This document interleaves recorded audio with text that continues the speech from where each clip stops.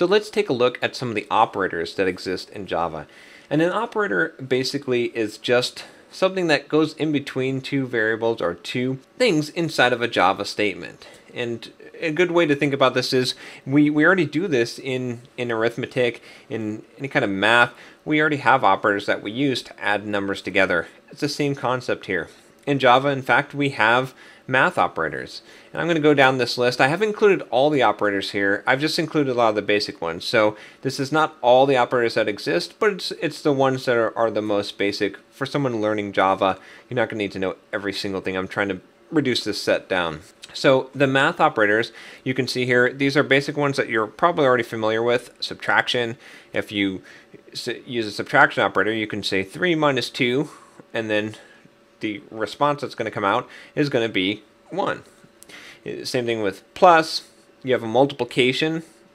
If we go down the line here, you'll see there's two division operators. One of them is a whole number division, and the other one is called modular or modulus.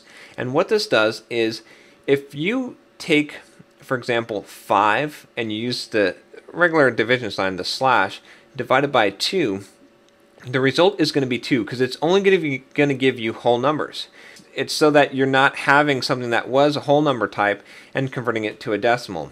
That is if you're working with whole numbers. If you're working with a decimal type and you do the regular division, it's going to give you a decimal number. But if you're working with integers or whole numbers, it's only going to give you a whole number back. And that's why that second modulus operand exists. That operator, it looks like a percent sign. If you said 5 mod 2 or 5 divide 2 using that operator, it's going to give you back the remainder, which is going to be 1.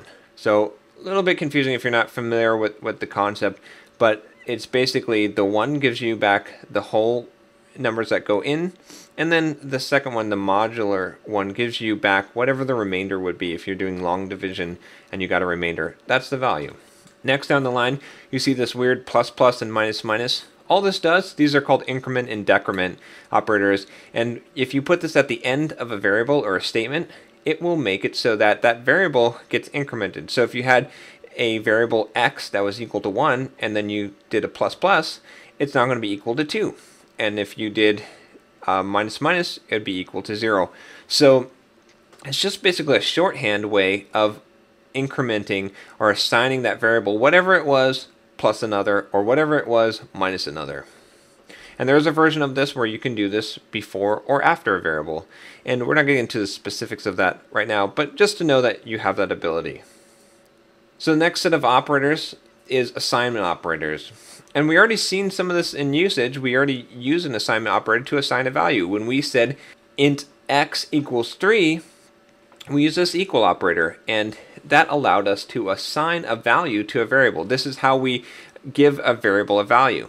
And then you have all these weird looking assignment operators. You have a plus equal, a minus equal, a multiplication equal.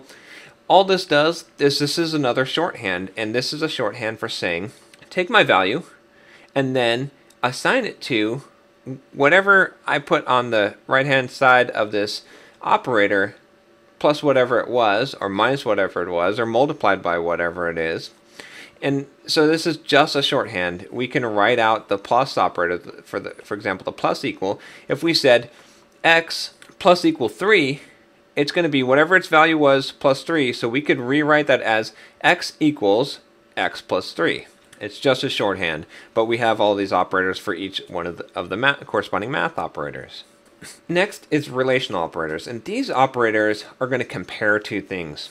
And as we get into conditional statements, then this is going to make more sense. But for now, we're just going to overview what these operators are.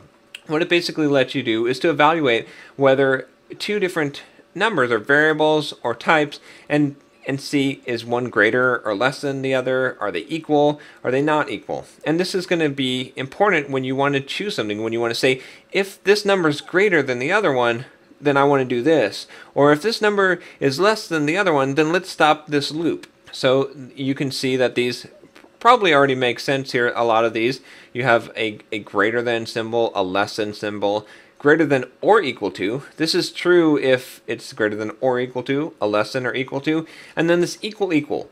This is a true equal, and the reason why this exists in Java is so that assignment doesn't get confused. So when you see an equal equal, it's actually asking the question, are these two equal, rather than saying I want to assign this value.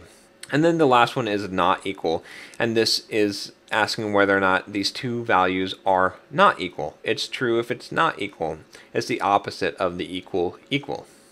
Finally, we have logical operators, and once again, this we'll go through a little bit of an example of this, but you have your and, an or, and a not. And the first one, the two ampersands, is an and it works just like logic. If you're taking a logic class, or you're familiar with logic statements, truth tables, it's the exact same concept here. If you have a variable that's equal to true, and you apply an and to it, or an and to a variable that is also equal to true, the result is true. If you had a variable that was equal to true, and you say and another variable that was equal to false, it's going to be equal to false, because they both everything has to be true for an and statement. The or, either one can be true. So if you had a variable that's equal to true, put the or in between, and you had another variable that's equal to false, the result is going to be true. The only way an or is not going to be true is if both sides are false.